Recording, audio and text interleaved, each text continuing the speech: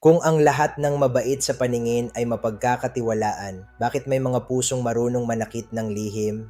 Anak, mag-ingat ka sa mga huwad na propeta. Lalapit sila sa iyo na parang maamong tupa, ngunit sa loob sila ay mababangis na lobo.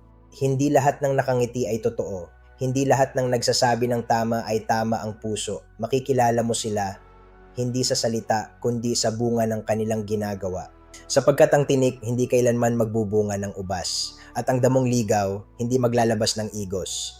Anong mabudang puno nagbubunga ng kabutihan, pag-ibig, katotohanan at malasakit. Ngunit ang pusong mapanlinlang, nagiiwan ng sakit, takot at pagkasira.